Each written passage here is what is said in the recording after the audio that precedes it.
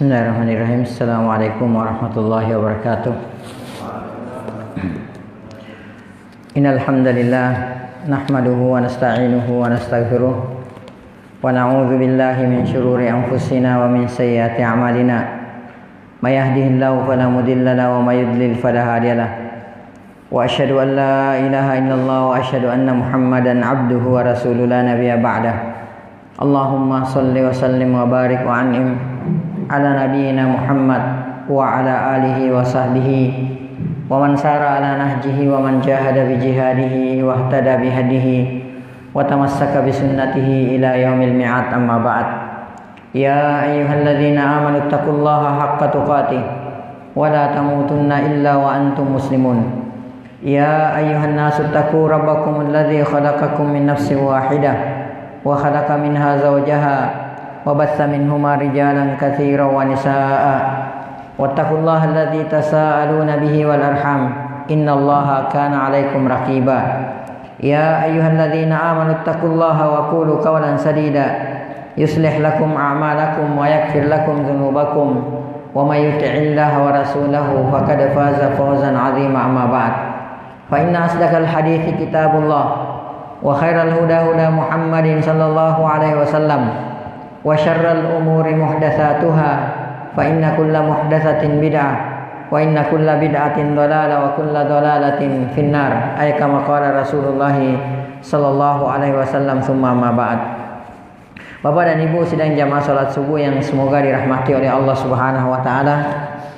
Sebelum kajian ini kita mulai, sejenak mari kita kembali memanjatkan puji dan syukur kehadirat Allah Subhanahu wa taala, yang mana sampai pada subuh hari yang sangat berbahagia ini Allah Subhanahu wa taala masih senantiasa memberikan kepada kita berbagai macam karunia dan kenikmatannya. Di antaranya nikmat kesehatan, nikmat kesempatan, nikmat waktu luang, dan yang terbesar adalah nikmat Islam, nikmat iman, nikmat taufik, nikmat hidayah, nikmat sunnah, serta nikmat tauhid.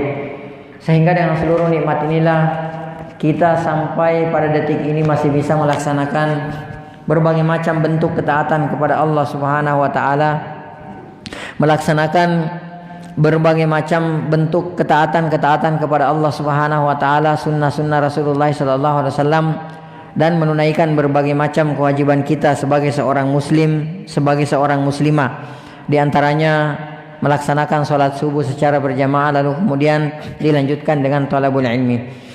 Kemudian selanjutnya tak lupa pula salam dan salawat semoga senantiasa tercurahkan atas junjungan Nabiullah Muhammad sallallahu alaihi wasallam, Nabi yang telah membawa kita, Nabi yang telah mengeluarkan dan menuntun kita dari gelap dan pekatnya alam jahiliyah menuju kepada terangnya alam Islam yang sempurna. Bapak dan Ibu sidang jamaah subuh yang semoga dirahmati oleh Allah Subhanahu wa taala. Insyaallah pada pertemuan kita kali ini kita akan kembali melanjutkan untuk mempelajari sirah sahabat mulia, sirah sahabat Umar bin Khattab radhiyallahu taala anhu. Dan pada pertemuan yang telah lalu kita sudah memasuki muqaddimah atau pengantar daripada sirah sahabat yang mulia ini. Dan insyaallah kita akan kembali melanjutkan pembacaan buku daripada sirah sahabat mulia Umar bin Khattab radhiyallahu taala anhu. Umar bin Khattab radhiyallahu taala anhu, sebagaimana kita ketahui bersama bahwa beliau adalah sahabat yang Rasulullah sallallahu alaihi wasallam katakan sebagaimana dalam hadis yang diriwayatkan oleh Imam At-Tirmidzi dari Uqbah bin Amir radhiyallahu taala anhu.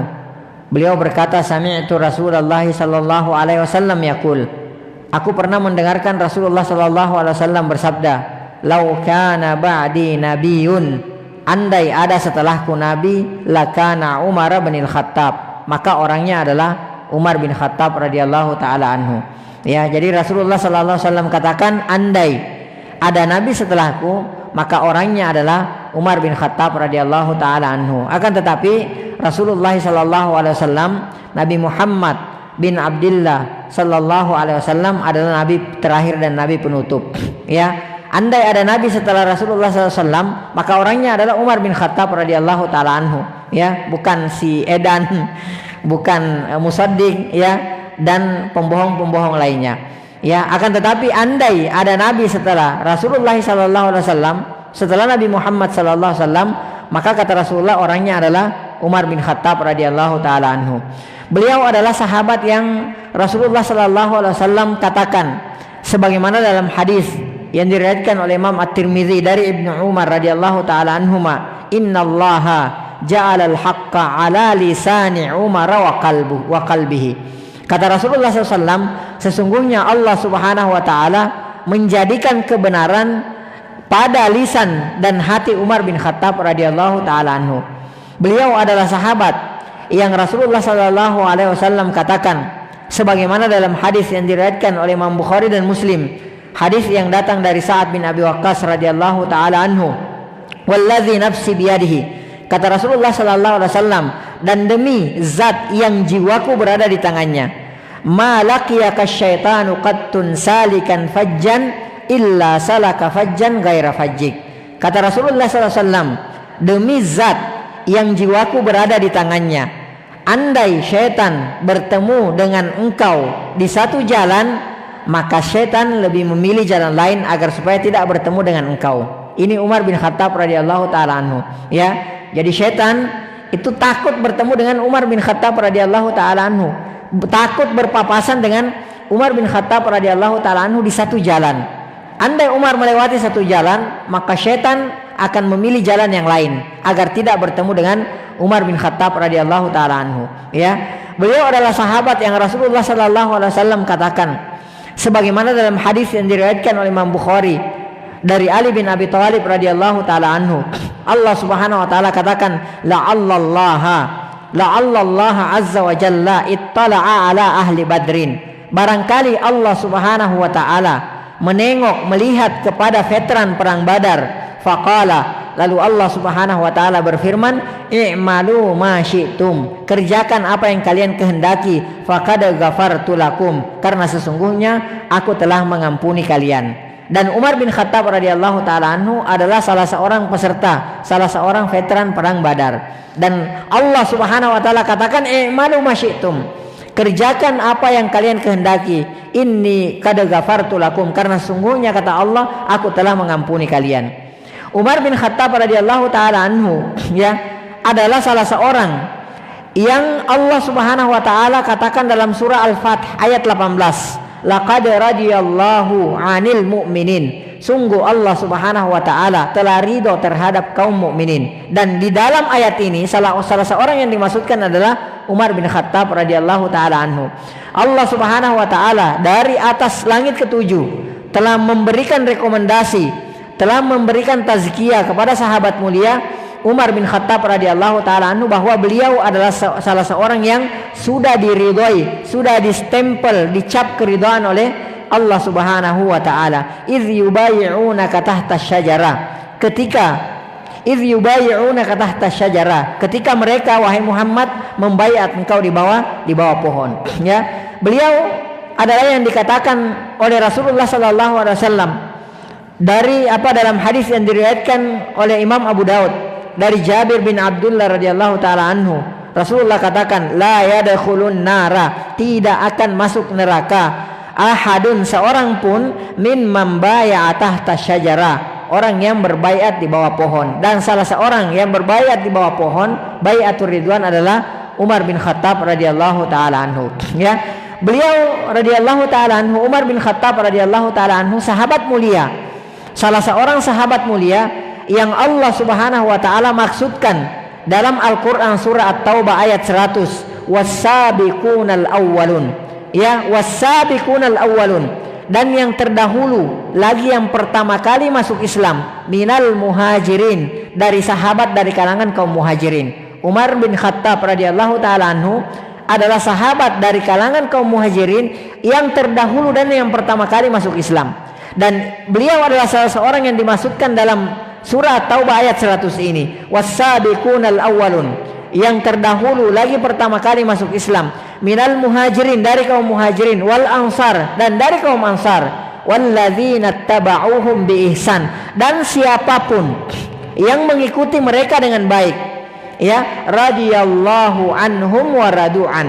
Allah Subhanahu wa taala telah memberikan garansi, Allah Subhanahu wa taala telah menurunkan rekomendasi, telah menurunkan tazkiyah bahwa radhiyallahu anhum, Allah sudah meridhoi mereka semua, wa radu anhu, dan mereka juga sudah ridho kepada Allah Subhanahu wa taala, wa addalahum jannat, dan Allah Subhanahu wa taala menyediakan bagi mereka surga-surga, tajri tahtahal anhar, yang mana di bawah surga-surga tersebut mengalir sungai-sungai, khalidina fiha abada, mereka kekal di dalamnya selama-lamanya, dzalikal fauzul azim, dan itu adalah kesuksesan yang sangat besar.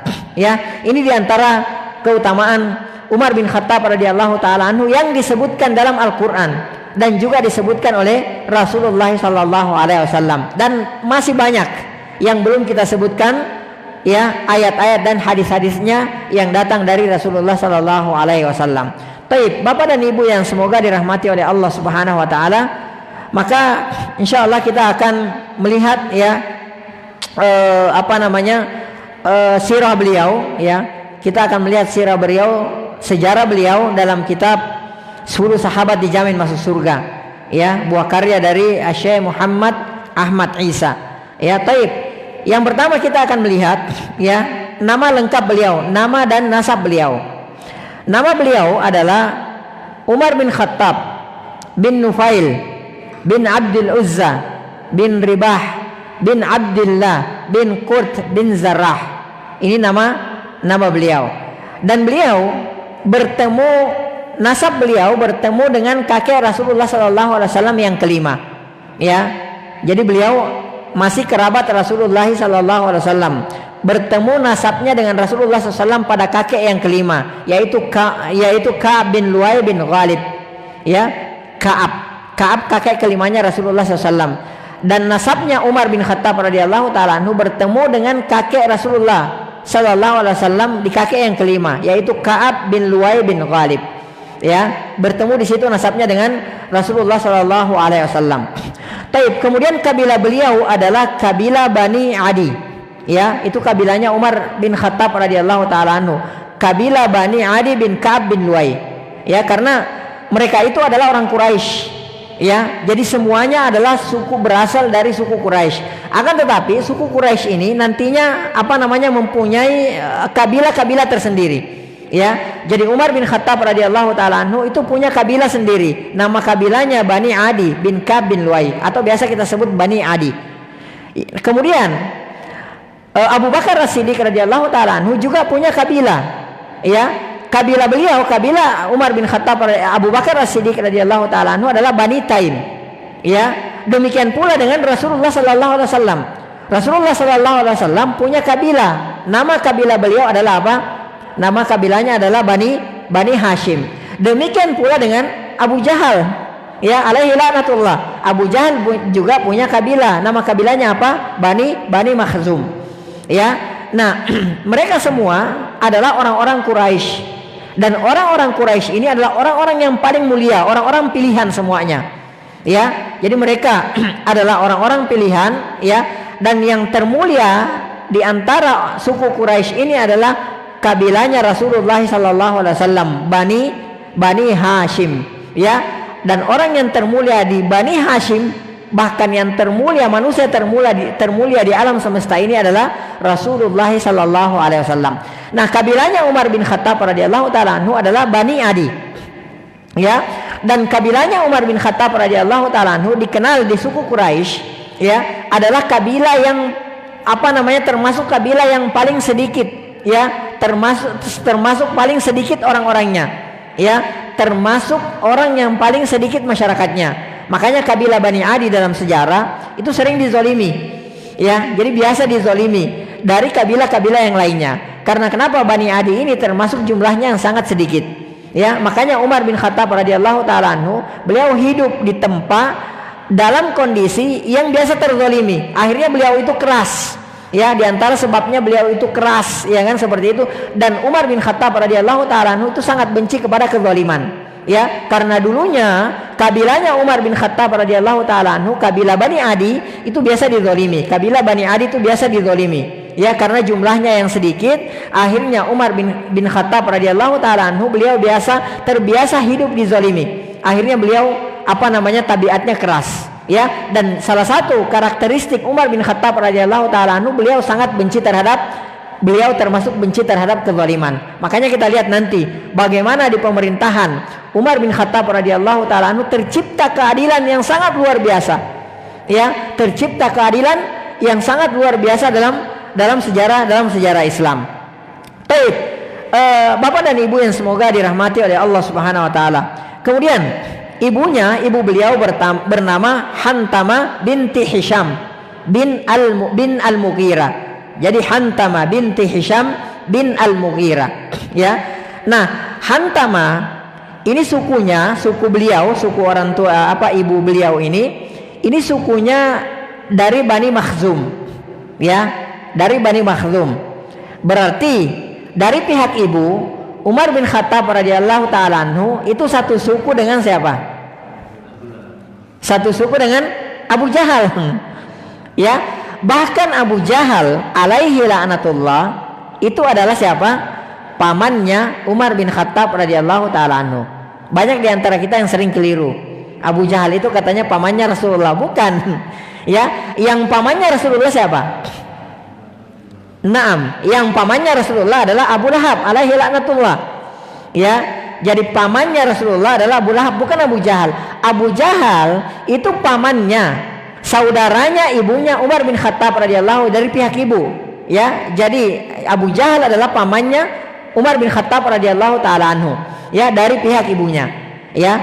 Nah, nama Abu Jahal kan kita kenal, Amr bin Hisham. Ibunya namanya Hantama binti Hisham, ya. Jadi Abu Jahal adalah saudaranya ibunya Umar bin Khattab radhiyallahu taala anhu, ya.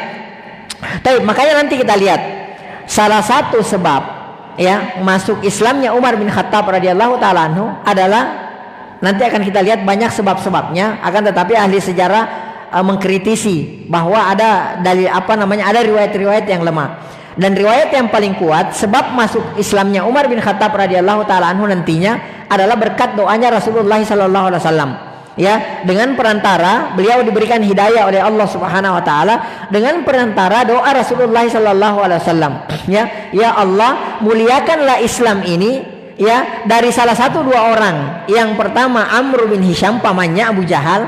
Kemudian yang kedua siapa? Umar bin Khattab radhiyallahu taala anhu, dua Umar. Dan yang dipilih oleh Allah Subhanahu wa taala ternyata siapa? Umar bin Khattab radhiyallahu taala anhu.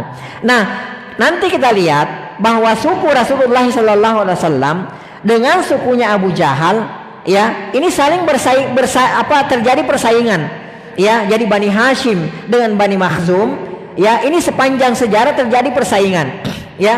Ketika sukunya Rasulullah sallallahu alaihi wasallam Bani Hashim, ya, memberikan minum kepada jamaah haji, memberikan makan kepada jamaah haji, atau memberikan makan dan minum kepada orang, maka sukunya Abu Jahal juga demikian. Jika Bani Hashim, ya, memberikan perlindungan kepada orang-orang yang lemah, maka sukunya Abu Jahal juga seperti itu. Jadi terjadi persaingan, ya. Nah, makanya nanti kita lihat kenapa di antara sebab kenapa Abu Jahal tidak mau menerima hidayah, padahal hidayah sudah jelas di hadapan matanya, adalah karena iri dan dengki terhadap sukunya Rasulullah sallallahu alaihi wasallam, ya. Nah, apa yang dilakukan oleh Bani Hashim juga bisa dilakukan oleh sukunya Abu Jahal, Bani Makhzum. Akan tetapi yang jadi kendala, kok dari Bani Hashim ada seorang nabi, kenapa dari Makhzum tidak bisa ada seorang nabi, ya? Karena Abu Jahal sendiri mengakui tahu persis, melihat di depan matanya, ya, kekuasaan Allah Subhanahu wa taala, kenabian Rasulullah sallallahu alaihi wasallam. Akan tetapi karena hasadan, karena rasa hasad, rasa iri, akhirnya terhalangi mendapatkan hidayah. Makanya di antara salah satu sebab yang terkadang menghalangi kita untuk mendapatkan hidayah petunjuk adalah masalah hasad, masalah gengsi. Ini yang kadang-kadang yang menghalangi kita untuk mendapatkan hidayah. Kadang-kadang ada teman kita yang coba menjadi perantara agar supaya kita menjadikan kita agar supaya kita mendapatkan hidayah. Akan tetapi karena dia dari golongan lain, bukan segolongan dengan kita, tidak sevisi dengan kita, akhirnya kita gengsi, akhirnya kita hasad, kita nggak mau terima hidayah kalau dari dia, kan seperti itu, Nah, seperti dengan Abu Jahal, pamannya Umar bin Khattab radhiyallahu taala anhu, Baik. Kemudian di sini dikatakan bahwa Umar bin Khattab radhiyallahu taala anhu adalah berasal dari suku Quraisy asli, Jadi mereka di antaranya Umar bin Khattab radhiyallahu taala anhu adalah dari suku Quraisy asli, Nanti mungkin akan ada sesi tersendiri, kita akan bahas tentang asal usul daripada suku Quraisy, Kenapa dikatakan suku Quraisy? Siapa yang diberikan gelar dengan Quraisy? Seperti itu, dan apa keutamaan suku Quraisy. Baik. Kemudian kita lihat orang-orang memberi kunya beliau radhiyallahu taala anhu atau nama panggilan, kunya kita sudah tahu, kunya itu biasanya dimulai dengan abu atau ummu, jadi kalau laki-laki itu abu. Misalnya seorang ayah punya anak namanya Muhammad, maka kunyanya adalah Abu Muhammad, itu kalau laki-laki. Kalau untuk perempuan kunyah adalah ummu, jadi kalau misalnya seorang perempuan punya anak namanya Muhammad, maka diberikan kunyah Ummu Muhammad, seperti itu. Kalau nama saya kan Amrullah, nama anak saya namanya Fahira, maka saya kunyahnya adalah Abu Fahira, seperti itu. Itu kunyah. Biasanya dimulai dengan abu atau ummu, Dan ini adalah sunnah yang sudah mulai dilupakan oleh kaum muslimin, Banyak di antara kita kaum muslimin itu tidak punya kunyah karena nggak ngerti, Padahal kita disunnahkan untuk memiliki kunyah. Hatta walaupun kita belum punya anak, hatta walaupun kita belum beristri atau masih jomblo atau belum bersuami, itu disunnahkan untuk punya kunyah. Bahkan Rasulullah SAW itu memberikan kunyah kepada seorang anak kecil, memberikan kunyah kepada seorang anak kecil. Contohnya misalnya saudaranya Anas, Anas bin Malik radhiyallahu taala anhu, beliau mempunyai saudara namanya diberikan kunyah oleh Rasulullah SAW dengan Abu Umair. Abu Umair pada saat itu masih kecil usianya antara 5 sampai 7 tahun. Pada suatu ketika Anas ceritakan bahwa Rasulullah SAW datang ke rumah Anas bin Malik radhiyallahu taala anhu.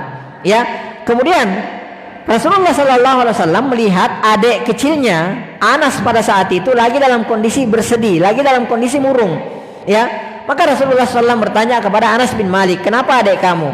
Maka kata beliau, burung peliharaannya mati, Jadi adiknya Anas bin Malik yang masih kecil pada saat itu tuh punya burung peliharaan, dan burungnya tersebut mati. Itu yang menyebabkan dia bersedih, Nah Rasulullah SAW langsung berkata kepada adiknya Anas tersebut.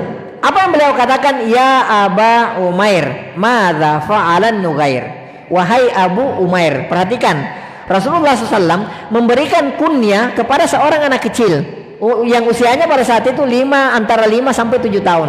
Beliau katakan ya Aba Umair, wahai Abu Umair, padahal masih anak kecil.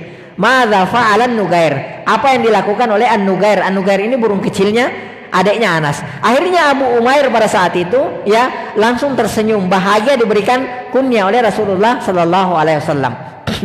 Contoh lain misalnya, Aisyah radhiyallahu taala anha ummul mukminin, ibunda kita semua.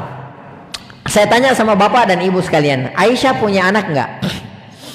Aisyah punya anak enggak? Enggak. Tapi Aisyah radhiyallahu taala anha itu diberikan kunyah oleh Rasulullah sallallahu alaihi wasallam. Apa kunyah beliau?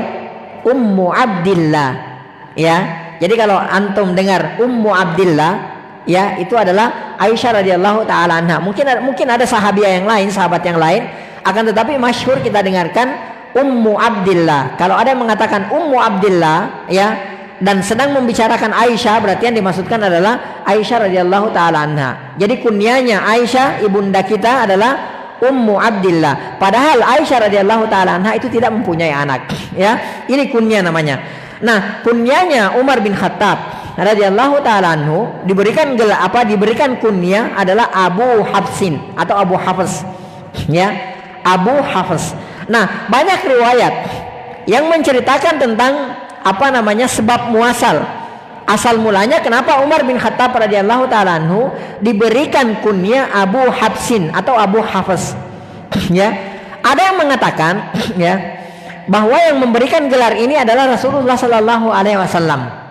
Ya, kenapa beliau diberikan kunya Abu Hafsin? Ya, ada ahli sejarah mengatakan karena ya Hafsun itu sinonim dari kata asad. Ya, Hafsun adalah sinonim dari kata asad. Asad adalah singa. Ya, dalam bahasa Arab itu sinonim itu masya Allah. Ya, muradif atau sinonim persamaan kata itu bisa sampai beratus-ratus. Ya, itu kayaknya bahasa Arab.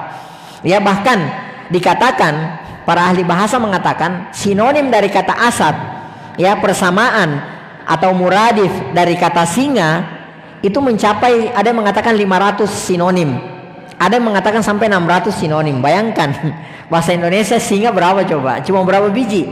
Ya, kalau dalam bahasa Arab kayak masya Allah kaya luar biasa bahasa Arab itu. Ya, kalau dalam bahasa Arab ya itu kata singa sinonimnya bisa 500 sampai 600. Nah, di antara sinonim dari kata asad adalah Hafsun. Ya, kenapa Umar bin Khattab radhiyallahu taala anhu diberikan kunya Abu Hafsin? Ya, li syuja'atihi. Di antaranya adalah karena keberaniannya, ketegasannya Umar bin Khattab. Ya, keperkasaannya Umar bin Khattab radhiyallahu taala anhu sehingga beliau diberikan kunya Abu Hafsin. Jadi bapak singa. Ya, seperti itu. Ya. Baik. Kemudian ada yang mengatakan ya bahwa beliau diberikan kunya Abu Hafsin ya itu karena beliau mempunyai seorang putri ya, namanya siapa? Nama putrinya namanya Hafsah, ya Hafsatu. Taib, kenapa jadi Hafsun? Kenapa taknya dihilangkan? Ya, ini namanya at-tarhim. Ada yang mengatakan at-tarhim. Jadi itu biasa dalam bahasa Arab. At-tarhim itu menghilangkan satu huruf. Ya, contohnya misalnya Aisyatu. Ya, Aisyatu. Kemudian Rasulullah SAW ketika memanggil Aisyah radhiyallahu taala anha itu taknya dihilangkan, tak marbutohnya dihilangkan. Jadi ya Aish, ya. Jadi bukan ya Aisyata, ya, atau bukan ya Aisyah, tapi ya Aish, ya. Jadi itu namanya at-tarhim. Jadi tak marbutohnya itu dihilangkan, ya. Seperti misalnya Fatimah tuh, ya. Kalau misalnya kita panggil boleh bukan ya Fatimata tapi ya Fatim. Ya seperti itu. Jadi tak marbutannya dihilangkan. Itu namanya at-tarhim. Nah, ada ahli sejarah mengatakan bahwa Abu Hafsin karena anak beliau, putri beliau namanya yang paling tua, anak beliau yang paling tua namanya Hafsah, ya, maka diberikanlah beliau kunya dengan Abu Hafsin, dan ini yang memberikan Rasulullah SAW. Ya. Akan tetapi ini dibantah oleh Syekh Al-Utsaimin rahimahullahu taala. Ya. Kunya ini dibantah oleh Syekh Al-Utsaimin rahimahullahu taala. Beliau mengatakan bahwa dalam bahasa Arab at-tarhim itu menghilangkan satu huruf yang tadinya Aisyah tu jadi ya Aisyah tu jadi Aish, atau misalnya Fatimah tu jadi Fatim, atau Hafsah tu jadi Hafsun misalnya.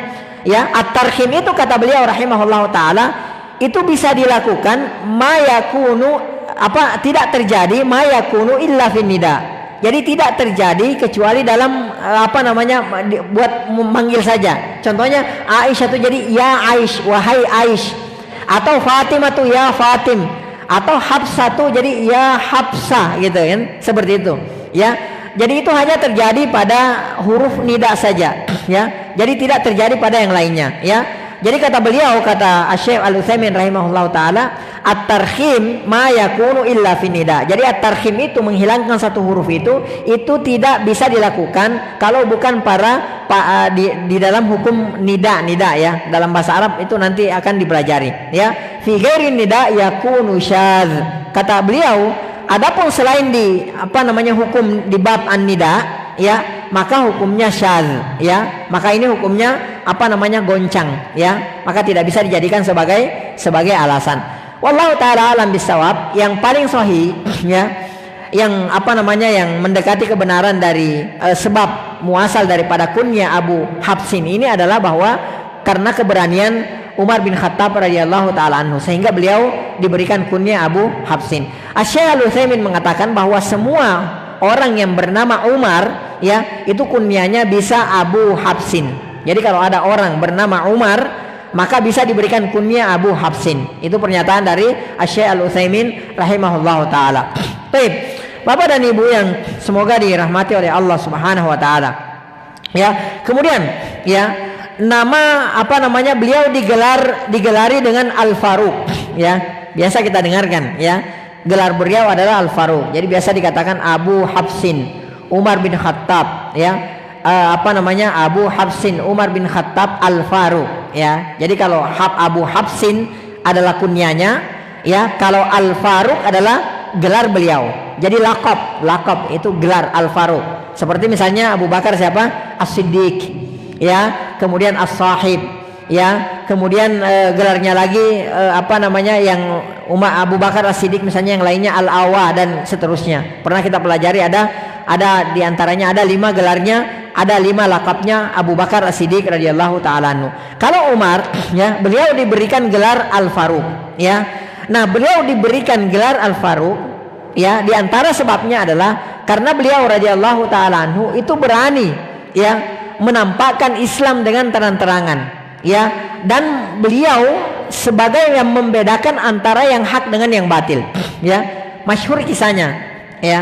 Masyhur kisahnya adalah ketika Umar bin Khattab radhiyallahu taala anhu masuk Islam. Ini diantara sebabnya kenapa beliau disebut sebagai Al-Faruq, dan yang memberikan gelar ini, lakap ini adalah Rasulullah sallallahu alaihi wasallam, ya. Baik, Al-Faruq ini disematkan kepada Umar bin Khattab radhiyallahu taala anhu. Di antara sebabnya adalah ketika Umar bin Khattab radhiyallahu taala anhu belum masuk Islam, ya, pada saat itu dakwah masih sembunyi-sembunyi, ya. Jadi kaum muslimin pada saat itu masih dalam kondisi ketakutan, masih dalam kondisi yang sangat tertekan, ya, masih dalam kondisi yang sangat tertekan oleh kaum kafir Quraisy pada saat itu. Jadi mereka belum berani menampakkan keislaman mereka. Mereka sembunyi-sembunyi dalam berislam. Rasulullah SAW berdakwah secara sembunyi-sembunyi, ya, di rumah Al-Arqam, ya, radhiyallahu taala anhu pada saat itu. Nah, begitu beliau masuk Islam, ya, ketika beliau selesai bersyahadat, ya, menyatakan la ilaha illallah, ya, wa anna Muhammadar Rasulullah. Pada saat itu beliau berkata kepada Rasulullah sallallahu alaihi wasallam, ya, apa yang beliau katakan? Ya Rasulullah, wahai Rasulullah, alasna alal haqqi hayyan wa mayyitan, ya. Ya Rasulullah, bukankah kita di atas kebenaran hidup dan mati? Ya, maka kata Rasulullah, bala, ya tentu saja kita di atas kebenaran. Kata beliau, kenapa kita harus sembunyi-sembunyi? Kenapa kita tidak terang-terangan? Ya, maka setelah itu, ya, Umar sendiri yang menceritakan ini. Setelah itu, beliau radhiyallahu taala anhu mengajak Rasulullah dan semua sahabat untuk keluar berdakwah. Ya, maka pada saat itu dalam sejarah disebutkan, maka keluarlah mereka semuanya. Umat Islam pada saat itu, ketika Umar masuk Islam, itu jumlah yang masuk Islam pada saat itu ada yang mengatakan baru 40 orang laki-laki, 11 orang wanita pada saat itu, ya. Ada yang mengatakan, ya, 39 laki-laki, perempuan 22 orang, ya. Ada yang mengatakan 40 orang laki-laki, ada yang mengatakan 11, ya, atau berapa orang wanita pada saat itu. Akhirnya mereka keluar dan dibagilah mereka menjadi 2 saf, 2 golongan, ya. Jadi yang pertama, golongan pertama itu Hamzah, ya, bin Abdul Muttalib radhiyallahu taala anhu, pamannya Rasulullah. Kemudian saf yang kedua, ya, jamaah yang kedua itu adalah siapa? Umar bin Khattab radhiyallahu taala anhu. Jadi satu saf masuk ke barisannya Hamzah radhiyallahu taala anhu, satu saf lagi masuk ke barisannya Umar bin Khattab radhiyallahu taala anhu. Mereka semua keluar, Rasulullah sallallahu alaihi wasallam di tengah-tengah, ya. Begitu orang-orang kafir Quraisy melihat ini, mereka langsung frustrasi, mereka langsung lemes, mereka langsung loyo. Kenapa? Mereka mengatakan sekarang kita sudah terbagi 2 dengan masuknya Umar bin Khattab radhiyallahu taala anhu Islam. Ya, sampai Ibnu Mas'ud radhiyallahu taala anhu mengatakan, kami senantiasa dalam ketakutan, dalam kondisi tertekan, ya, sampai Umar bin Khattab radhiyallahu taala anhu masuk Islam. Ya, jadi pada saat itu tidak ada lagi yang sembunyi-sembunyi. Ya, bahkan kata Ibnu Mas'ud radhiyallahu taala anhu, beliau mengatakan Islamnya Umar adalah kemenangan, hijrahnya ya adalah kemuliaan, kemudian kekhalifahannya beliau adalah rahmat. Ya, itu kata Ibnu Mas'ud radhiyallahu taala anhu. Ya, jadi beliau diberikan gelar Al-Faruq itu karena beliau membedakan antara yang hak dengan yang batil. Ya, beliau yang menampakkan pada saat itu yang masih sembunyi-sembunyi, beliau yang mengusulkan kepada Rasulullah SAW agar supaya mereka menampakkan keislaman mereka. Ya, dan mereka mendakwakan Islam secara terang-terangan. Ya, baik. Kemudian ya penulis hafizahullah taala mengatakan, sungguh dialah orang pertama yang diberikan gelar Amirul Mukminin. Ya, jadi Umar bin Khattab radhiyallahu taala anhu adalah khalifah pertama yang diberikan gelar dengan gelar Amirul Mukminin. Ya, karena kita tahu ya bahwa di saat Abu Bakar As-Siddiq radhiyallahu taala anhu menjadi khalifah, ya, gelar beliau itu bukan Amirul Mukminin. Ya, ada yang tahu nggak gelarnya Abu Bakar radhiyallahu taala anhu ketika beliau menjadi khalifah itu bukan Amirul Mukminin. Amirul Mukminin itu dimulai pada zamannya Umar bin Khattab radhiyallahu taala anhu. Jadi kita tidak pernah dengar Amirul Mukminin Abu Bakar. Itu kita tidak dengar.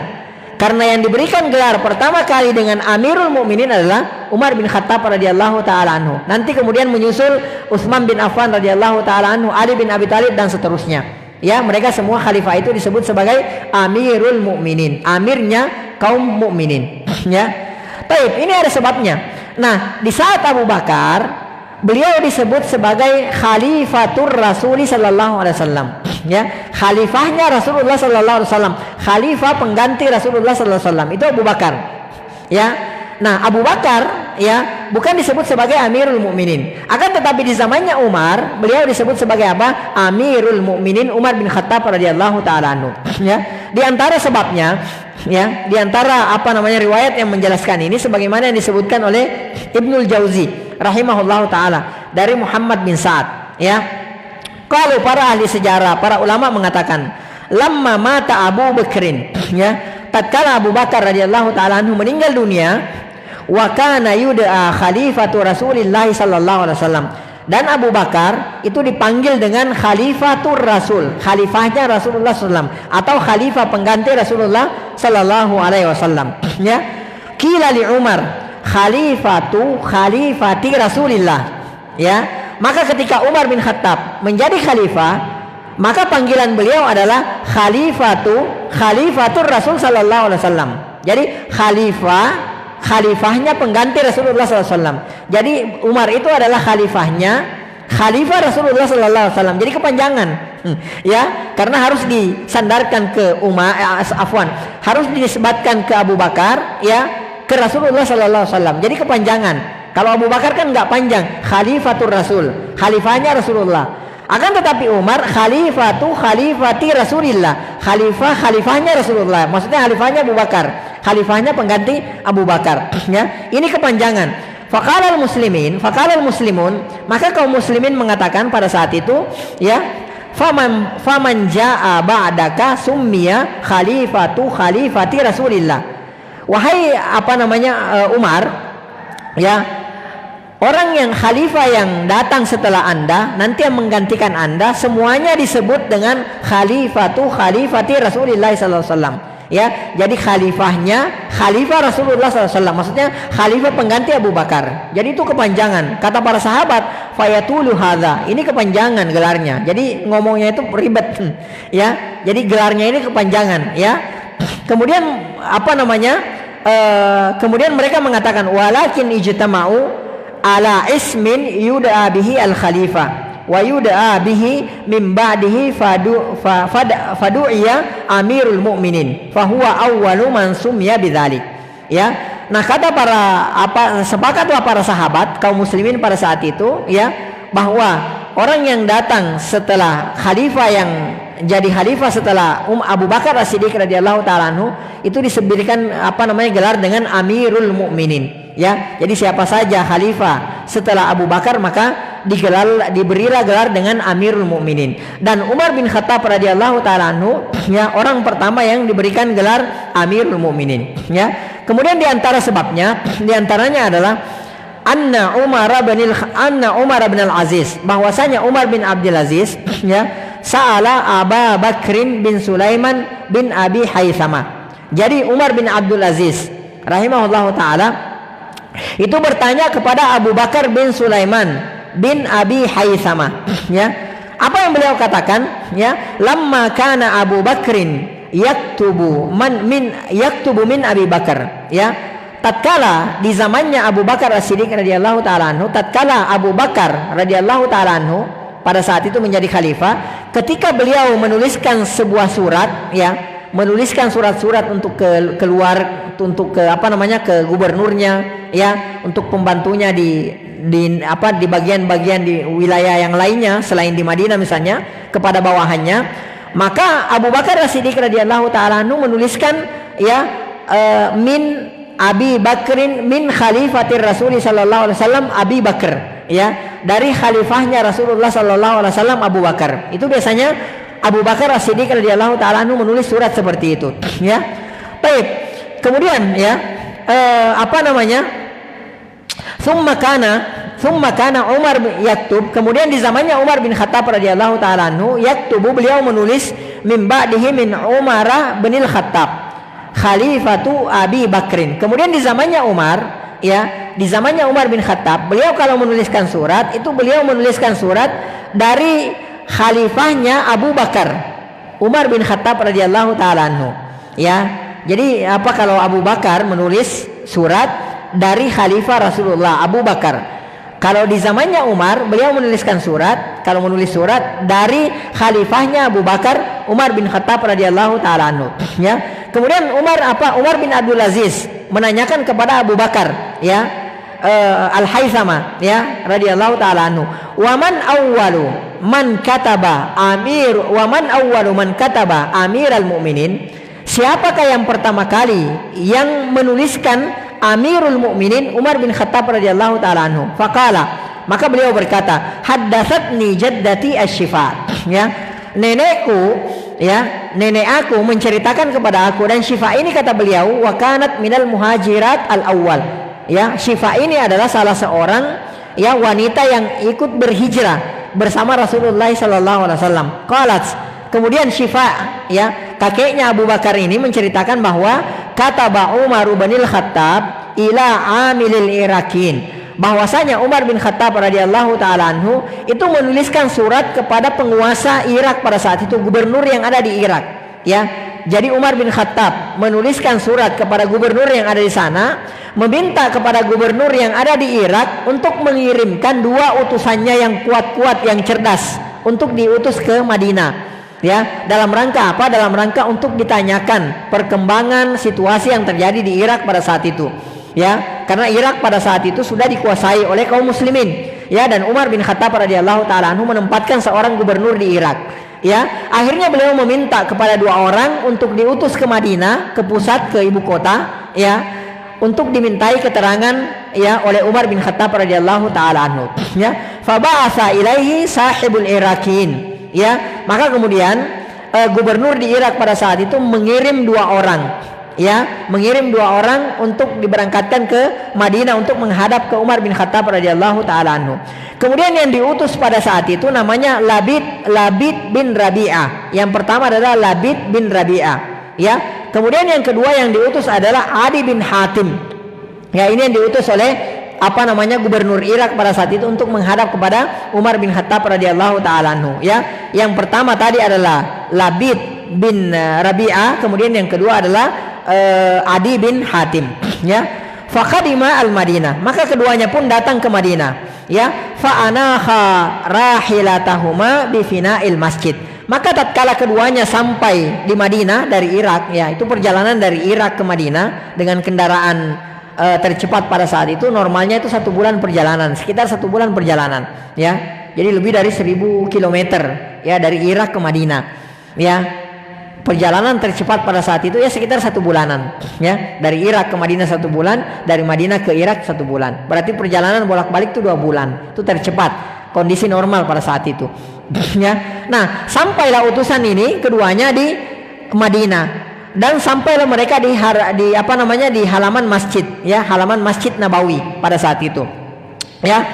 Kemudian dikatakan fa'ana kharahilatahuma bifina'il masjid. Lalu keduanya pun menghentikan kendaraannya di halaman masjid. Fawajada Amr bin al-As, ya. Maka mereka berdua, Labid bin Rabi'ah kemudian Adi bin Hatim bertemu dengan Amr bin al-As, ya, radhiyallahu taala anhu. Maka kemudian, ya, keduanya berkata kepada Amr bin al-As radhiyallahu taala anhu, ya, faqala lahu, maka keduanya berkata kepada beliau, ya Amru, ya, ista'zin lana ala amiral mu'minin Umar. Ya, keduanya berkata kepada Amr bin As, wahai Amr bin al-As radhiyallahu taala anhu, ya, tolong izinkan kami bertemu dengan Amirul Mukminin Umar. Ya, ini pertama kali nih. Ya, makanya ketika Amr bin al-As mendengarkan ini, beliau terkaget-kaget, beliau terheran-heran. Lah, ini istilah dari mana gitu, Amirul Mukminin? Kalian dapatkan dari mana istilah ini? Ini bagus ini istilah ini. Ya, gelar ini bagus buat Umar bin Khattab radhiyallahu, buat khalifah pada saat itu. Ya.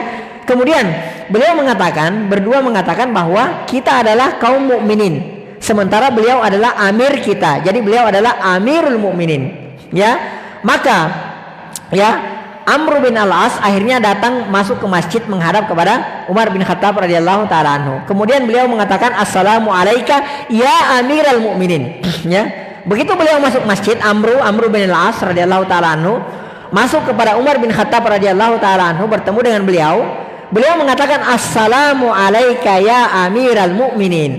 Ya, keselamatan bagi Anda wahai Amirul Mukminin. Maka faqala Umar, ma badalaka fi hadzal ism ya bin al-As, ya, apa yang terbetik di benak kamu, ya, dari mana kamu dapat istilah ini Amirul Mukminin? Ya, maka beliau menceritakan bahwa orang yang Anda panggil dari Irak, utusan yang Anda panggil dari Irak, 2 orang itu sudah datang di luar, ya. Lalu kemudian keduanya berkata kepada saya, izinkan kami untuk bertemu dengan Amirul Mukminin, ya. Nah, maka sejak saat itulah beliau diberikan gelar Amirul Mukminin. Dan Umar bin Khattab radhiyallahu taala anhu adalah khalifah pertama yang diberikan gelar Amirul Mukminin. Jadi bukan di zamannya Abu Bakar. Makanya di zaman Abu Bakar kita nggak pernah dengarkan ada perkataan Amirul Mukminin Abu Bakar, itu nggak ada. Beliau disebut sebagai Khalifatur Rasul, ya, khalifah pengganti Rasulullah sallallahu alaihi wasallam. Nah, di zamannya Umar, beliaulah orang pertama kali diberikan gelar dengan apa? Amirul Mukminin Umar bin Khattab radhiyallahu taala anhu. Lalu kemudian turun setelahnya kepada Utsman, Amirul Mukminin Utsman, kepada Ali bin Abi Thalib, Amirul Mukminin Ali bin Abi Thalib radhiyallahu taala anhu majma'in.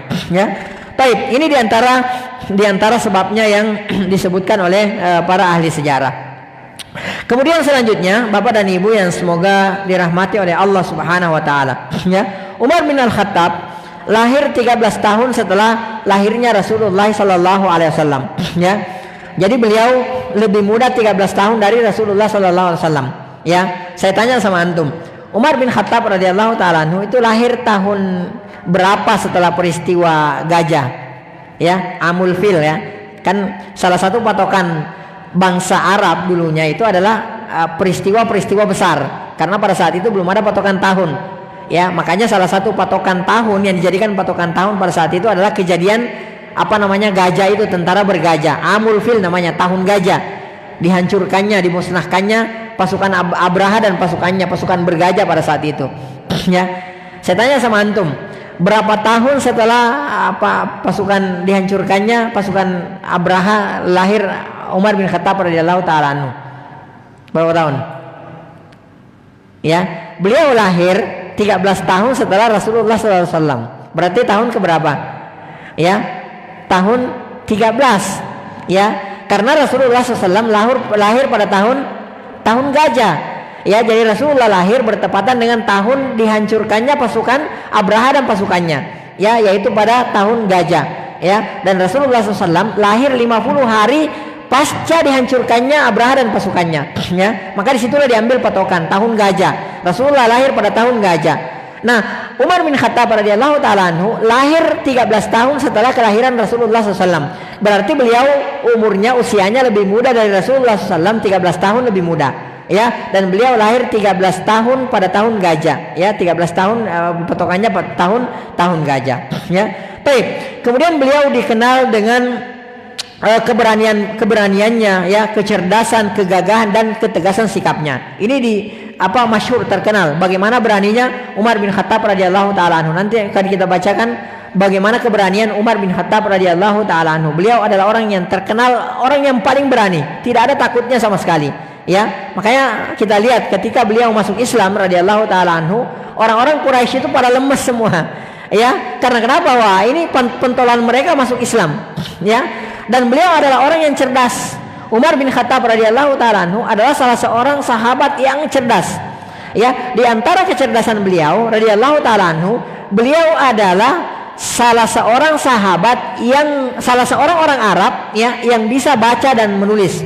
Karena kita tahu, ya, orang Arab, ya, kebanyakan mayoritas orang Arab pada saat itu tidak bisa membaca dan tidak bisa menulis, ya, termasuk Nabi kita, Nabi Rasulullah sallallahu alaihi wasallam. Makanya disebut sebagai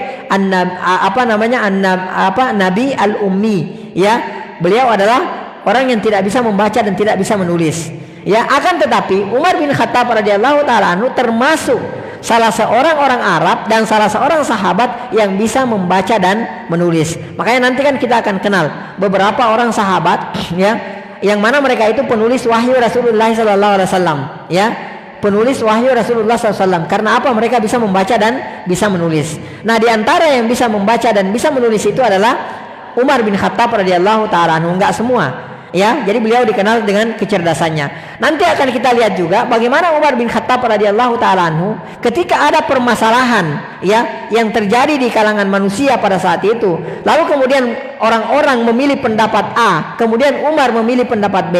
Maka kita akan saksikan bahwa ternyata ketika turun ayat, ya, Allah Subhanahu wa taala menurunkan ayat, maka Allah Subhanahu wa taala akan membenarkan perkataannya dan pendapatnya Umar bin Khattab radhiyallahu taala anhu. Dan itu banyak momen-momennya, ya. Ada sekitar lebih dari 20 momen, ya, 20 momen atau perkara, ya, atau pendapat yang mana Allah Subhanahu wa taala, ya, menguatkan pendapatnya siapa? Umar bin Khattab radhiyallahu taala anhu, membenarkan perkataannya, pendapatnya Umar bin Khattab radhiyallahu taala anhu, ya. Nanti akan kita lihat insyaallah, ya. Baik, beliau dikenal dengan kegagahan. Beliau orangnya gagah, ya. Beliau orangnya tinggi besar, ya. Nah, saking tingginya Umar bin Khattab radhiyallahu taala anhu sampai ahli sejarah mengatakan ketika beliau, ya, menaiki kuda, ya, itu kakinya sampai ke tanah, ya. Setinggi-tingginya kita kalau naik kuda, ada nggak antum pernah lihat nggak orang yang kalau naik kuda kakinya sampai ke tanah, ya? Setinggi-tingginya kita itu kayaknya enggak, masih jauh dari tanah.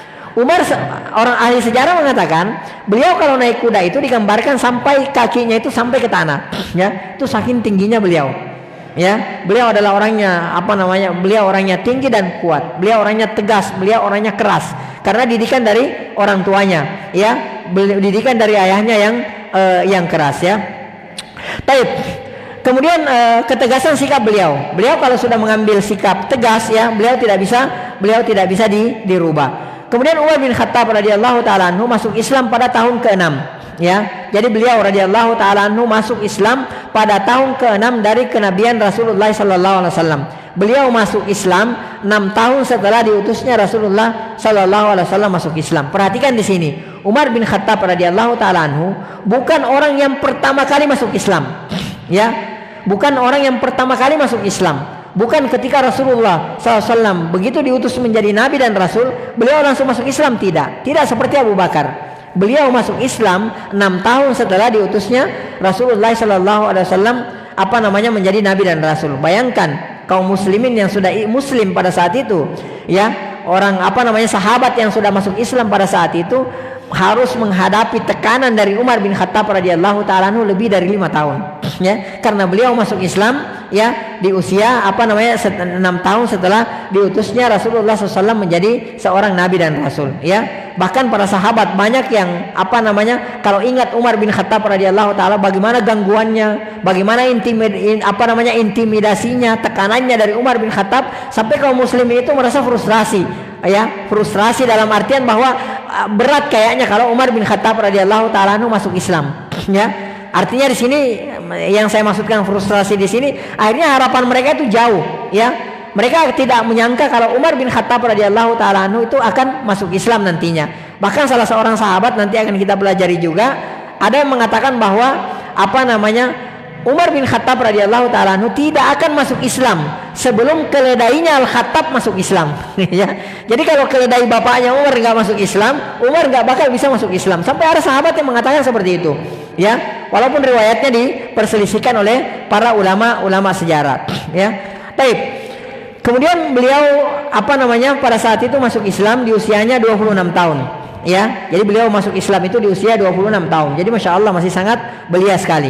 Umar bin Khattab radhiyallahu taala anhu termasuk orang yang pertama kali masuk Islam. Pertama-tama masuk Islam, bukan yang pertama kali, tapi termasuk as-sabiqunal awwalun. Sebagaimana yang disebutkan dalam surah At-Taubah ayat 100. As-sabiqunal awwalun, orang yang terdahulu lagi pertama kali masuk Islam, minal muhajirin, dari kaum muhajirin, ya. Sebelum 40 orang laki-laki dan 11 orang masuk Islam, ya. Jadi sebelum 40 orang, sebelum 11 orang wanita yang masuk Islam, maka Umar bin Khattab radhiyallahu taala anhu masuk Islam.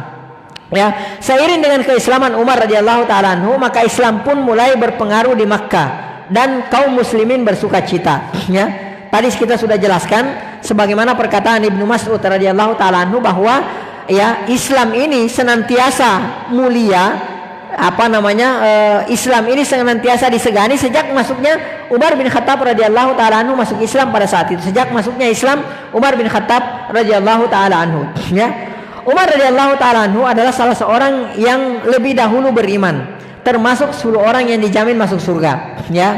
Jadi beliau adalah salah seorang sahabat, ya, ahadun minal mubasysyirina bil jannah. Jadi salah seorang dari 10 orang yang dijamin oleh Allah Subhanahu wa taala melalui lisan Rasulullah sallallahu alaihi wasallam masuk ke dalam surga, ya. Jadi sudah diberikan rekomendasi, sudah diberikan tazkiyah, ya, sudah distempel, dicap sebagai penghuni surga, ya.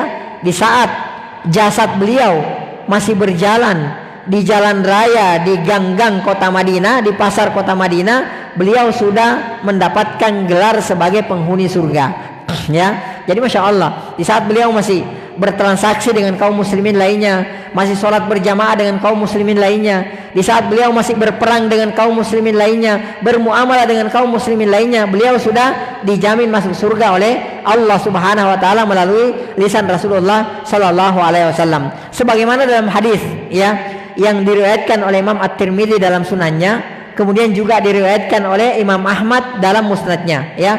Hadis yang datang dari Abdurrahman bin Auf. Rasulullah sallallahu alaihi wasallam mengatakan Abu Bakar fil jannah, ya, Abu Bakar di surga. Kemudian Umaru fil jannah, dan Umar di surga, ya. Jadi Umar disebutkan urutannya urutan kedua oleh Rasulullah sallallahu alaihi wasallam, ya. Makanya orang kedua dalam umat ini setelah maksudnya orang ketiga, ya, orang ketiga dalam Islam ini, ya, setelah Rasulullah sallallahu alaihi wasallam, Rasulullah, kemudian Abu Bakar, barulah kemudian Umar bin Khattab radhiyallahu taala anhu, ya. Baik, kita lanjutkan sedikit lagi, ya. Kemudian, ya,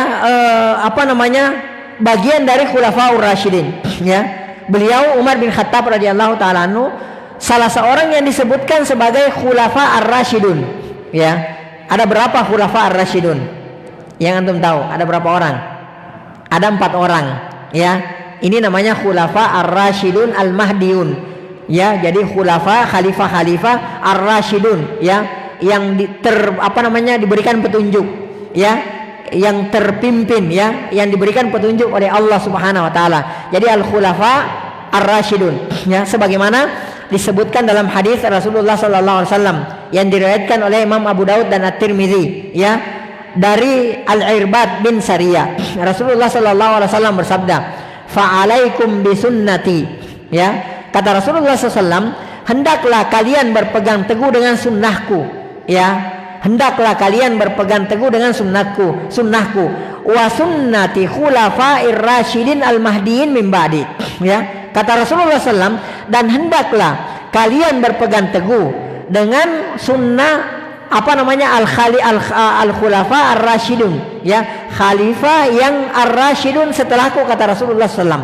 Ya, jadi perintah dari Rasulullah SAW, ya, kepada kita semua untuk berpegang teguh kepada yang pertama sunnah Rasulullah SAW, yang kedua perintah untuk berpegang teguh kepada khalifah ar-rasyidun yang disebutkan oleh Rasulullah SAW, yaitu siapa? Abu Bakar, kemudian Umar, kemudian Utsman, kemudian Ali radhiyallahu taala anhum ajma'in. Ya, jadi keempat orang inilah disebut sebagai khulafa ar-rasyidun. Ya, mereka itulah wajib diambil sunnahnya. Ya, sebagaimana perintah Rasulullah sallallahu alaihi wasallam. Ya, jadi kalau misalnya Abu Bakar, Umar, Utsman, Ali radhiyallahu taala anhum ajma'in, ya, melakukan sesuatu dalam perkara agama ini, maka kita ambil sunnah mereka. Ya. Contohnya misalnya apa? Contohnya kalau di zamannya Utsman apa? Di zamannya Utsman bin Affan radhiyallahu taala anhu, ya, karena sudah saking banyaknya umat Islam pada saat itu, ya, dan di saat itu belum ada teknologi, belum kayak kita sekarang ada mic gitu kan, ada speaker apa segala macam, ya. Akhirnya di zamannya Utsman bin Affan radhiyallahu taala anhu, beliau mengadakan azan 2 kali pada saat sholat Jumat, ya, di hari Jumat, ya. Di hari Jumat. Akan tetapi prakteknya tidak seperti sekarang ini. Prakteknya adalah, ya, ketika sudah beberapa waktu sebelum masuk waktu waktu Jumat, ya, beliau berkeliling di pasar, ya, lalu kemudian beliau azan di pasar.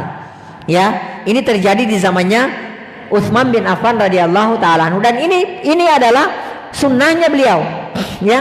Dan ternyata sunnah ini, ya, apa yang dipraktekkan oleh beliau radhiyallahu taala anhu ini tidak diingkari oleh sahabat yang lainnya. Dan ketika, ya, pernyataan sahabat kemudian atau apa yang dilakukan oleh sahabat kemudian tidak diingkari oleh sahabat yang lainnya, maka ini disebut sebagai ijma'. Ya, harus kita ambil sunnah mereka, terutama 4 orang, ya, khulafa ar-rasyidun ini. Ya. Nah, Umar bin Khattab radhiyallahu taala anhu salah seorang, ya, yang disebutkan oleh Rasulullah sebagai khulafa ar-rasyidun, ya. Dan beliau adalah mertua Rasulullah Sallallahu Alaihi Wasallam, ya, tergolong ulama besar, ya, di antara para sahabat. Jadi di antara para sahabat itu tuh bermacam-macam tingkatannya, ya. Jadi tidak semua, ya, sahabat itu sama, ya, tingkatannya, derajatnya, tidak. Itu berbeda-beda, ya, berbeda-beda. Sebagaimana manusia pada umumnya berbeda-beda tingkatannya, keimanannya, ketakwaannya, ya, derajatnya di sisi Allah Subhanahu wa taala, demikian pula para sahabat, ya, demikian pula para nabi dan rasul, demikian pula para malaikat. Mereka itu semua berbeda-beda, ya, sesuai dengan kehendak Allah Subhanahu wa taala. Nah, Umar bin Khattab radhiyallahu taala anhu, beliau adalah salah seorang ulamanya para sahabat. Maka nanti kita lihat bahwa hadis yang diriwayatkan dari Umar bin Khattab radhiyallahu taala anhu itu ada sekitar 539 hadis, ya, yang diriwayatkan dari Umar bin Khattab radhiyallahu taala anhu. Ya, kemudian ya, dan orang yang paling zuhud di kalangan mereka, ya, orang yang paling zuhud di antara sahabat itu adalah Umar bin Khattab radhiyallahu taala anhu. Insyaallah nanti pada pembahasan berikutnya kita akan lihat bagaimana bentuk zuhudnya beliau radhiyallahu taala anhu, ya. Keutamaannya tidak terhitung. Berita mengenai kemuliaan diri beliau tidak terhingga. Tidak pernah sekalipun dia luput berperang bersama Rasulullah SAW. Jadi kalau kita lihat dalam sejarah, Umar bin Khattab radhiyallahu taala anhu tidak pernah absen berperang bersama Rasulullah SAW. Ketika Rasulullah SAW melakukan pertempuran, maka di situ pasti ada Umar bin Khattab radhiyallahu taala anhu. Jadi beliau tidak pernah absen, ya, tidak pernah absen dalam peperangan Rasulullah SAW. Meskipun demikian, ya, kata penulis, kami tetap berupaya menyebutkan beberapa gambaran dan ulasan kehidupan khalifah kedua umat Islam ini agar dapat dijadikan teladan bagi kita semua, ya. Wallahu taala alam bisawab. Insyaallah nanti kita akan lanjutkan pada pertemuan berikutnya, ya. Mohon maaf jika ada yang salah, ada yang keliru. Yang benar itu semua datangnya dari Allah Subhanahu wa taala. Adapun kekeliruan, kesalahan yang saya ucapkan, Allah dan Rasulnya berlepas diri dari kekeliruan tersebut. Taib, wallahu taala alam bisawab. Mungkin kalau ada yang mau ditanyakan silakan. Nah, silakan Bapak.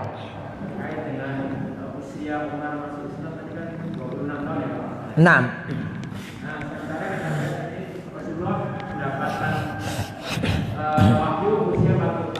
nah, nah, Rasulullah mendapat wahyu usia Umar adalah 27 tahun. nah, Kemudian Umar masuk Islam 6 tahun setelah Rasulullah mendapat wahyu, berarti harusnya 33 tahun, Pak. Maaf. nah. Jadi beliau masuk Islam itu, beliau masuk Islam pada usia 26 tahun, 6 tahun setelah kenabian, ya. 6 tahun setelah diutusnya Rasulullah sallallahu alaihi wasallam, ya. Pertama dulu beliau dilahirkan 13 tahun setelah Rasulullah SAW, atau tahun ke-13 di tahun gajah, ya. Beliau masuk Islam berarti beliau dilahirkan berapa tahun itu? Setelah Rasul dapat wahyu 40 tahun Rasulullah. Masa dapat wahyu Rasulullah 40 tahun, Pak. Iya. Jadi saat itu Umar usia 27 tahun. Iya. Kemudian dia masuk Islam 6 tahun setelah wahyu. Iya, paham. Baik. Ini ada kesalahan. Nanti kalau antum lihat bukunya, ya, nanti kita cek lagi. Kalau antum lihat di kitab, ya betul ya. Di sini dituliskan, ya, Pak siapa namanya, Pak Isman, beliau lagi nggak ada ya. Kalau nggak salah beliau yang punya bukunya ya. Nanti antum bisa cek di bukunya. Di sini dikatakan, ya, ini ketika beliau berusia 26 tahun. Ya, kemudian ada catatan kakinya. Ini diambil dari Tarikhul Khulafa, ya. Ini kayaknya memang terjadi kesalahan ya. Jadi bukan 26 tahun tapi berapa? 30 berapa? 33 tahun sekitar itu. Nanti saya cek lagi coba ya. Yang jelas begini.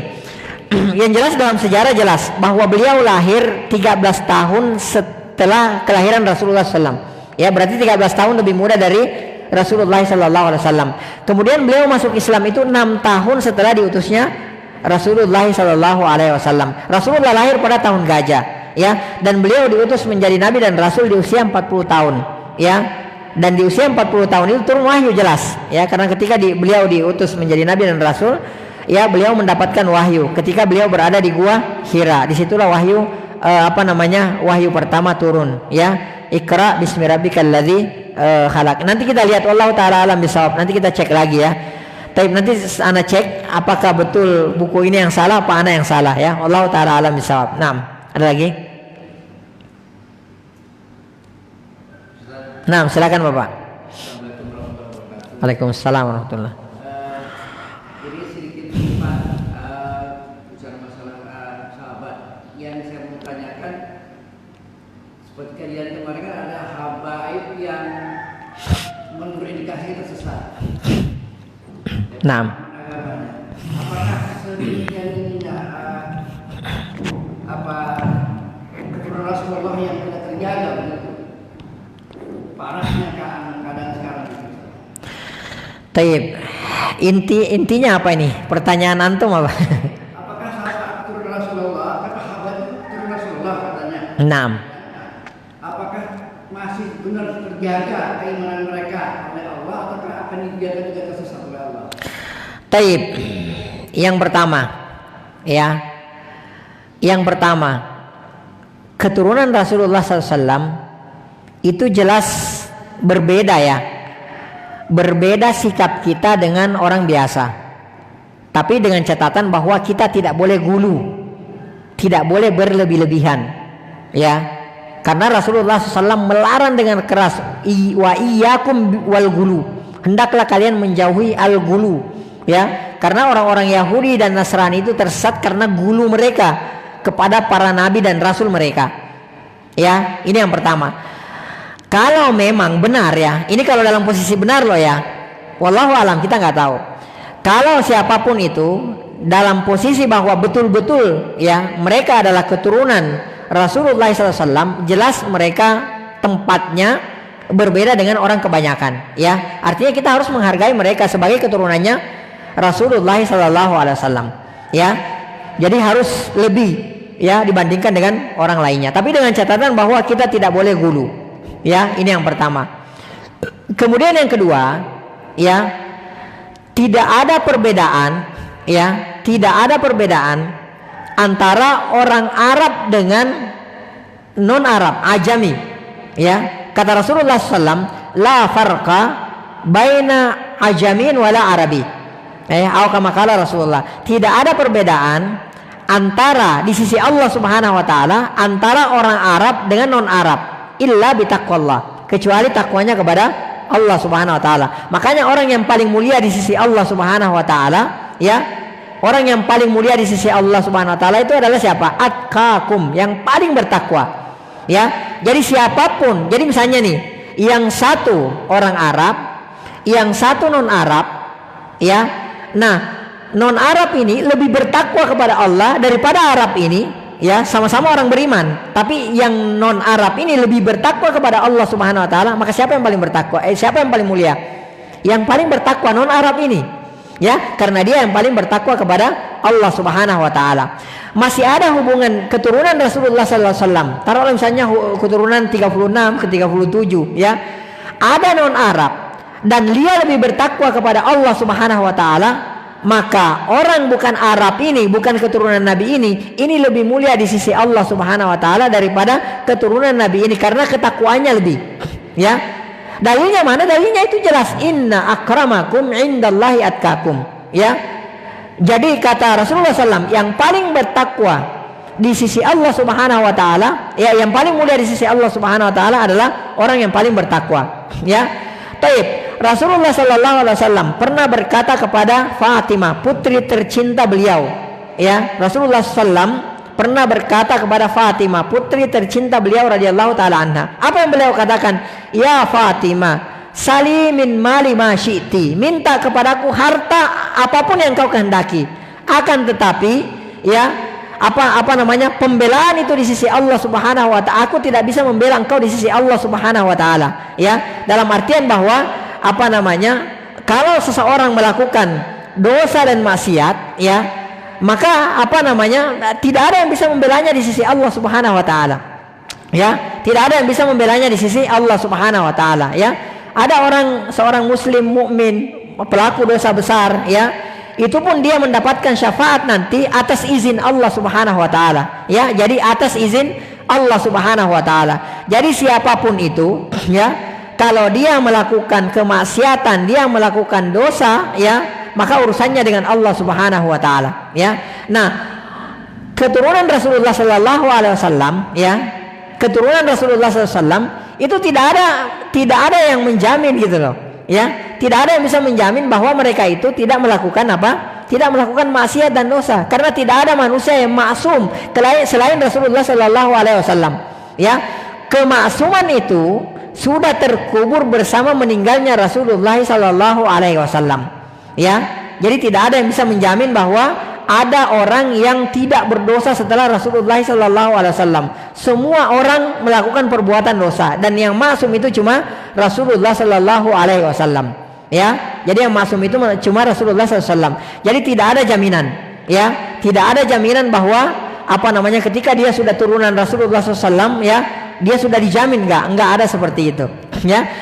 Perhatikan surah At-Taubah ayat 100 yang kita bacakan tadi, ya. As-sabiqunal awwalun, yang pertama kali masuk Islam, minal muhajirin wal ansar, dari kaum muhajirin dan ansar. Perhatikan, walladzina tabauhum bi ihsan, siapapun yang mengikuti mereka dengan baik. Ya, perhatikan dalam ayat ini ada enggak yang mengatakan bahwa yang terbaik, ya, yang terbaik adalah setelah mereka adalah keturunan Rasulullah? Ada enggak dalam ayat ini? Ya, itu enggak ada. Dalam ayat ini Allah katakan walladzina tabauhum, siapapun yang mengikuti mereka para sahabat dengan baik, ya. Jadi berjalan di atas manhajnya, di atas jalannya, ya, tata cara beragamanya para sahabat, itulah orang yang dijamin diridhoi oleh Allah Subhanahu wa taala, siapapun itu. Baik itu orang Arab, baik itu turunan Rasulullah, baik itu non Arab, siapapun yang berislam lalu kemudian Islamnya itu sesuai dengan Islamnya para sahabat, maka mereka dijamin keridhaan oleh Allah Subhanahu wa taala, ya. Adapun selain mereka maka tidak dijamin. Siapapun itu, catat ya, siapapun itu, ya, kaum muslimin ketika mereka berislam tidak sama Islamnya, tidak berjalan di atas Islamnya para sahabat, maka mereka itu tidak ada jaminan. Siapapun mereka, hatta mengaku turunan Rasulullah SAW. Akan tetapi siapapun itu, baik itu orang miskin, kastanya rendah, kalau kata orang-orang kastanya rendah, akan tetapi dia berislam sesuai dengan pemahamannya para sahabat radhiyallahu taala anhum ajmain, maka dijamin keridhaan oleh Allah Subhanahu wa taala. Dalilnya mana? Walladzina tabauhum, orang yang mengikuti mereka para sahabat, para muhajirin dan ansar, bi ihsan dengan baik, radhiyallahu anhum, Allah ridha kepada mereka. Jadi jelas dalilnya surah At-Taubah ayat 100, ya. Jadi tidak ada yang membedakan, ya, antara kita dengan mereka kecuali takwa kepada Allah Subhanahu wa taala. Adapun kita harus menghargai mereka. Kalau memang benar mereka adalah keturunan Rasulullah SAW, kita harus menghargai mereka, ya. Beda dengan yang lainnya, akan tetapi dengan catatan kita tidak boleh gulu, tidak boleh berlebih-lebihan sampai misalnya air bekasnya diperebutkan. Padahal kita kan belum tahu persis juga bahwa betul mereka turunan Rasulullah apa bukan, itu belum tahu persis juga. Dan orang sudah gulu berlebih-lebihan terhadap mereka, ya. Airnya, bekas airnya diperebutkan dan segala macamnya, ya. Padahal air bekas-bekas siapapun itu selain Rasulullah sallallahu alaihi wasallam, ya, itu tidak boleh diperlakukan seperti itu kecuali asarnya Rasulullah sallallahu alaihi wasallam, ya. Bekas wudunya Rasulullah, bekas minumnya Rasulullah, itu yang harus mendapatkan perlakuan khusus. Adapun selain Rasulullah maka itu tidak ada, sama dengan yang biasanya, ya. Makanya tidak ada kita dengarkan dalam riwayat sahabat yang lain, sahabat junior, begitu Abu Bakar misalnya minum, setelah Abu Bakar menyisakan sahabat lain berebut air minumnya, itu tidak ada dalam sejarah, ya. Tidak akan kita temukan dalam sejarah, karena perbuatan seperti ini namanya gulu, dan ini sangat diharamkan oleh Rasulullah sallallahu alaihi wasallam.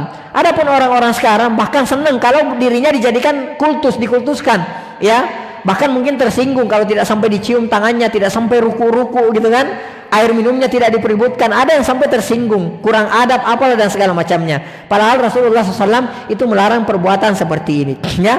Nah, orang yang seharusnya, orang yang mengaku turunan Rasulullah SAW, mereka juga harus lebih menjaga adabnya dibanding orang awam lainnya. Karena kenapa? Mereka menisbatkan, menyandarkan dirinya kepada Rasulullah Sallallahu Alaihi Wasallam. Enggak usah jauh-jauh lah. Saya pribadi misalnya, saya menyandarkan diri saya bahwa saya guru saya misalnya Ustadz ini misalnya, ya. Ketika saya menyandarkan bahwa saya adalah muridnya Ustadz ini misalnya, maka saya harus lebih menjaga diri daripada yang lainnya. Karena kenapa? Saya menyandarkan diri saya kepada Ustadz ini misalnya. Jadi kalau misalnya saya melakukan hal-hal yang tidak terpuji, maka bisa jadi Ustadz yang saya sebutkan itu juga juga berdampak seperti itu, ya. Jadi mereka juga harus lebih menjaga diri daripada orang pada umumnya seperti itu, ya. Wallahu taala alam bisawab. Nah, jadi tidak ada jaminan, ya. Tidak ada jaminan. Yang ada jaminan itu sudah dijelaskan oleh Allah Subhanahu wa taala. Para sahabat, ya, yang dijamin surga ada 10 orang, dan ada beberapa orang lagi sahabat lainnya disebutkan di hadis yang berbeda-beda. Yang 10 dijamin surga jelas, ya, disebutkan dalam hadis riwayat At-Tirmidzi dalam sunannya, kemudian Imam Ahmad dalam musnadnya, hadis yang datang dari Abdurrahman bin Auf yang kita bacakan tadi, ya, itu dijamin masuk surga. Dan ada beberapa sahabat di hadis-hadis yang terpisah yang dijamin masuk surga. Kemudian siapa yang dijamin keridhaan oleh Allah, ya?